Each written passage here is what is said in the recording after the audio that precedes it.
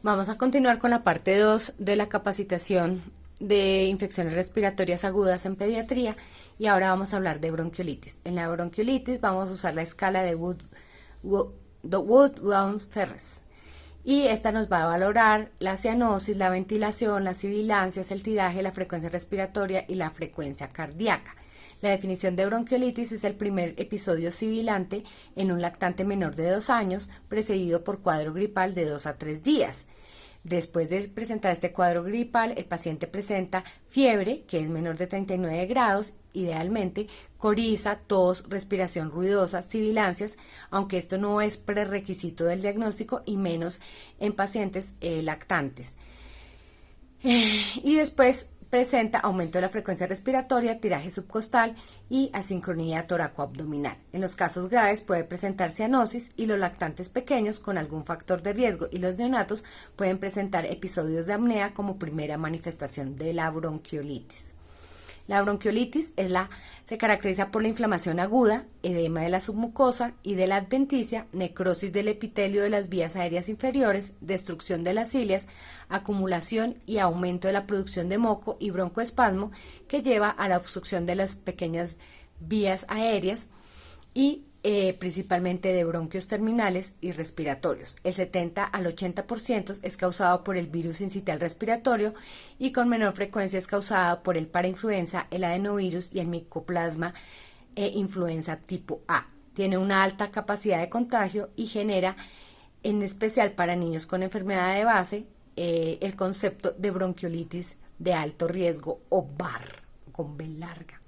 Considerar que este diagnóstico, cuando se evalúa a niños menores de 2 años que tienen sospecha de bronquiolitis y tiene alguna de estas características para la bronquiolitis de alto riesgo, es un niño menor de 2 meses o tiene prematuridad en niños menores de 6 meses con un peso inferior de 2.000 gramos al nacer, enfermedades congénitas o cardiovasculares con repercusión clínica, displasia broncopulmonar, fibrosis quística, trastornos congénitos de las vías respiratorias inferiores, inmunodeficiencias, trasplante, enfermedad congénita con compromiso pulmonar y o cardiovascular, enfermedad neurológica moderada a grave, síndrome de Down, presencia de apneas o desnutrición grave.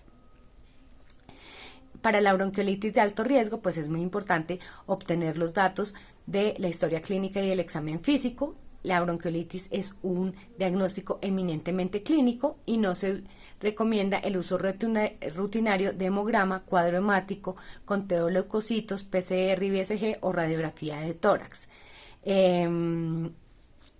Esta es la escala de Down-Ferres modificada, donde valora las sibilancias, los músculos accesorios, la frecuencia respiratoria en menores de 6 meses y en mayores de 6 meses, la frecuencia cardíaca, la entrada de aire y la cianosis, y es leve entre 0 y 4 puntos, moderada entre 5 y 8 puntos y grave en más de 9 puntos. Para un niño con bronquiolitis menor de 2 años que tenga un puntaje en la escala de más de 9 puntos, tenga signos de alarma general, el niño esté en mal estado general, tenga un estado de deshidratación o ha presentado apneas. El abordaje es pues iniciar trámites de remisión en los sitios que no se puedan manejar, pero al mismo tiempo iniciar el oxígeno para mantener una saturación adecuada para el paciente.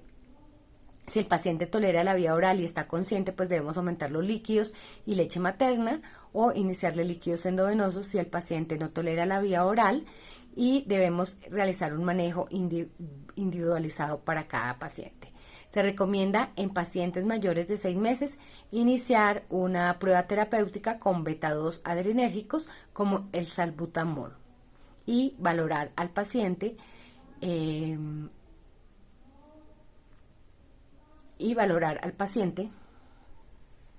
debemos monitorizar al paciente con bronquiolitis grave permanentemente e iniciarle el oxígeno dependiendo de las posibilidades del servicio. Puede ser primero por cánula nasal convencional, después por Venturi o cánulas de alto flujo. Debemos iniciar la prueba terapéutica con beta-2 adrenérgico. Si el paciente mejora con la prueba terapéutica, debemos continuar con el beta-2 adrenérgico y iniciar corticoide pensando en un cuadro de asma. Debemos continuar la higiene nasal a necesidad, el manejo de la fiebre, debemos revalorarlo frecuentemente para mirar la posibilidad de una institución que disponga de UCI pediátrico, tener una posición semisentada y no solicitar paraclínicos ni iniciar antibióticos. En la bronquiolitis en mayor de 3 meses, debemos continuar con la higiene nasal, el manejo de la fiebre, no requiere paraclínicos, no se deben iniciar ni antibióticos ni adrenalina micronebulizada, no se recomiendan esteroides sistémicos o inhalados y no se recomienda el tratamiento sintomático como antihistamínicos, antitoxígenos o descongestionantes o mucolíticos. Debemos enviar el paciente con recomendaciones verbales y por escrito para el manejo en casa y debemos controlarlo a las 48 a 72 horas para que continúe su manejo ambulatorio. Y en la bronquiolitis en niño mayor de 3 meses y menor de 2 años, considerar hospitalizar. Esta es la bronquiolitis moderada, iniciar oxígeno, aumentar la ingesta de líquidos y leche materna, manejar la higiene nasal, manejar la fiebre, no requiere paraclínicos y si el niño tiene más de 6 meses y antecedente personal de atopia o de asma en primer grado de consanguinidad, debemos hacer la prueba terapéutica con beta 2 agonistas y debemos iniciar este inhalador y continuarlo si el paciente mejora a los 60 minutos. Acá está el aseo nasal, asegurar la continuación de lactancia, la prueba terapéutica en mayores de 6 meses, iniciar el esquema con salbutamol, manejar la fiebre y monitorizar los signos vitales. No debemos usar antibióticos, ni montelukast, ni bromuro hipratropio, ni corticoides sistémicos y evaluar la respuesta terapéutica al completar el esquema. Las sibilancias recurrentes en el menor de 2 años, pues debemos considerar en niños mayores de 2 años con episodios broncoobstructivos recurrentes la posibilidad de asma. Debemos profundizar sobre la historia parenteral de asma y atopia, la edad de inicio, la frecuencia de los síntomas, la presencia o no de periodos asintomáticos y síntomas intercrisis, los tratamientos previos y la respuesta a estos, y si tiene algún índice predictor de asma, para manejarlo como asma. Debemos considerar hospitalizarlos en sala aérea o en sala de observación, mantener el oxígeno, si tolera la vía oral aumentar la ingesta de líquidos, la higiene nasal a necesidad, el manejo de la fiebre, no requiere paraclínicos, no requiere el inicio de antibióticos. En caso de IPA positivo, debemos utilizar el broncodilatador salbutamol de 3 a 6 inhalaciones cada 20 minutos por 1 hora y continuar cada 3 horas. Si ha tenido un episodio sibilante previo con IPA positivo, debemos iniciar prednisolona 1 miligramo por kilo en los primeros 30 minutos y continuarlo por 3 a 5 días y mirar según la escala de puntuación de Wood-Ferres y reclasificar. Ahora vamos a hablar de neumonía. La neumonía es un proceso inflamatorio agudo del parénquima pulmonar, generalmente de etiología infecciosa, puede ser por virus o bacterias, pero también se puede presentar por irritantes químicos o por fenómenos aspirativos o por migración de parásitos al pulmón. Esta entidad se presenta con ocupación del espacio aéreo o del alvéolo y la participación del espacio intersticial. En algunas oportunidades esta puede ocupar la pleura, lo cual es reconocible radiológicamente, y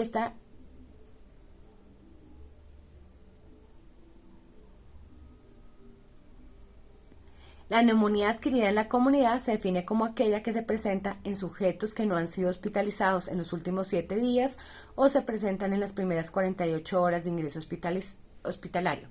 La definición más aceptada de la neumonía es la propuesta por la OMS, que la define como la presencia de síntomas respiratorios menores de 15 días de evolución, acompañado de taquipnea con o sin fiebre, porque pueden presentarse sin fiebre como la neumonía afebril del lactante, y presenta infiltrados pulmonares en la radiografía de tórax cuando hay posibilidad de practicarla. La gravedad la confiere la presencia de tiraje subcostal independientemente de la frecuencia respiratoria. Los factores de riesgo para presentar neumonía son prematuridad o bajo peso al nacer de 2.500, infecciones recientes del tracto respiratorio superior, la exposición al humo del tabaco o contaminantes ambientales, no recibir lactancia materna durante los primeros 4 meses de vida, la malnutrición, la asistencia a centros de desarrollo infantil como guarderías y jardines, problemas sociales, asma e hiperactividad bronquial, nivel educativo materno bajo y hacinamiento. Estos son los agentes etiológicos.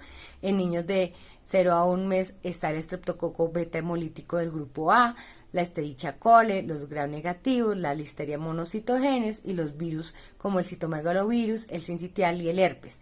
En los niños de 1 a 3 meses, el más frecuente es el estreptococo pneumoniae y los virus y el virus sincitial respiratoria.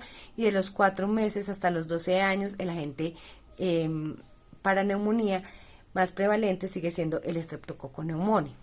Entonces, en neumonía grave, son síntomas respiratorios de menos de 15 días de evolución acompañados de taquipnea con o sin fiebre y la presencia de infiltrados pulmonares en la radiografía de tórax cuando hay posibilidad de practicarla. Se presenta neumonía grave también en niños menores de 2 meses con signos de alarma generales, tirajes subcostales y saturación. Entonces, en este paciente con neumonía grave, pues iniciar trámites de remisión, administrarle oxígeno para una condición adecuada del paciente, realizar radiografía de tórax, administrar la primera dosis de antibiótico y la primera línea de elección es la penicilina cristalina a una dosis de 200.000 unidades por kilo por día, dividido en 6 dosis durante 7 días. Si el niño tiene alergia a la penicilina, debemos utilizar claritromicina. Si el niño no tiene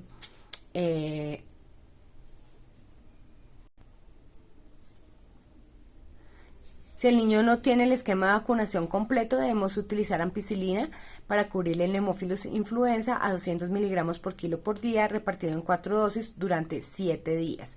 Si el niño no tiene acceso venoso, podemos utilizar amoxicilina oral a dosis de 90 miligramos por kilo, mientras el paciente es trasladado. Debemos continuar con la hidratación vía oral o vía endovenosa según la tolerancia y necesidad del paciente.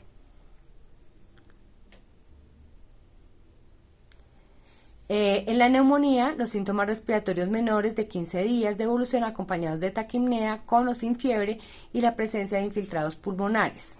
El abordaje, pues realizar una radiografía de tórax, administrar antibiótico para manejo ambulatorio, la amoxicilina de 90 miligramos por kilo por día por 5 días, manejar la fiebre con acetaminofén, optimizar la hidratación vía oral y no se recomiendan tratamientos como antihistamínicos, antitusígenos o descongestionantes o mucolíticos. Y si el paciente evoluciona adecuadamente, debe ir con recomendaciones orales y por escrito para el manejo en casa.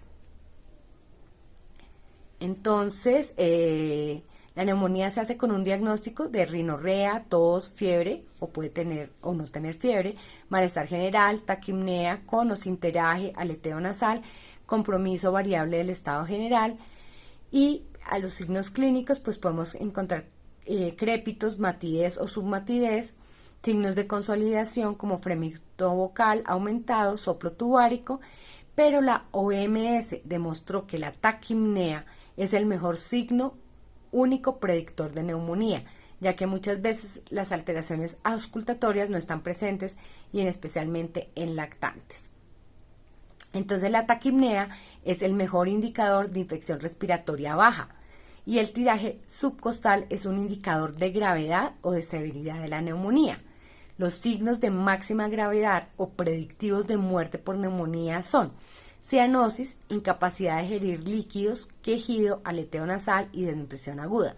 No nos olvidemos esto, los signos de máxima gravedad o predictivos de muerte por neumonía son cianosis, incapacidad de ingerir líquidos, quejido, aleteo nasal y desnutrición aguda. El diagnóstico de la neumonía podemos apoyarnos por la radiografía de tórax en los sitios donde se cuenta radiografía, y la oximetría de pulso debe tenerse en cuenta ya que constituye hoy en día otro signo vital. Entonces los antibióticos para utilizar en niños con neumonía grave menor de 2 meses, el de elección es la ampicilina gentamicina.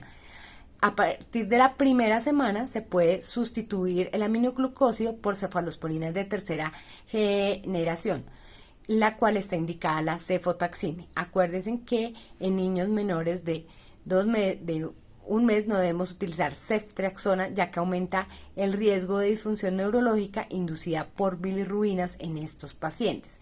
Si el paciente además tiene conjuntivitis, debemos utilizar acitromicina pensando en una clamidia trachomatis.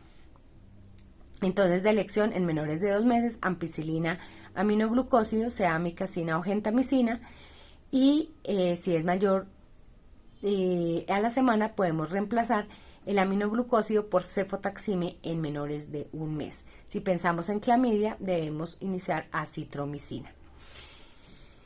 El tratamiento farmacológico para los niños mayores de 2 meses es amoxicilina, 90 miligramos por kilo, en 3 dosis por 5 días. Y si es alérgico a las penicilinas, podemos utilizar claritromicina, 15 miligramos por kilo, dividido en 2 dosis en aquellos pacientes alérgicos a la penicilina. Acá están las dosis para utilizar para la penicilina en niños mayores de 2 meses. No se les olvide, penicilina cristalina, 200.000 unidades por kilo por día, dividido en 6 dosis. O si estamos sospechando o no tiene vacunación por hemófilos influenza, utilizar ampicilina, 200 miligramos por kilo, dividido cada 4 horas por 7 días. Las recomendaciones del egreso: debemos educar a la familia, al cuidador del niño, cómo evitar que el niño se enferme, cómo cuidar al niño en la casa y cuándo debe consultar al médico, con recomendaciones de signos de alarma de forma verbal y por escrito. Debemos educar a los padres acerca de la continuidad de los tratamientos para darlos en casa. Debemos también educarlos sobre las técnicas de inhalación de los inhaladores, de la dosis medida de la inhalocámara y cómo lavar la inhalocámara. Debemos fomentar la lactancia materna cuando aplique, y debemos fomentar la vacunación completa para la edad. Acá están la tensión arterial de los niños, que es un signo vital que debemos tomar siempre. Los signos vitales para la frecuencia cardíaca, la frecuencia respiratoria y el peso en los niños. Y ya, todo esto sacado del Ministerio de Salud y Protección Social, de lo primero que les envié y de sus anexos. Muchas gracias. Hay un pretest que espero que les haya ido muy bien, y hay un post-test para que por favor lo contesten. Muchas gracias.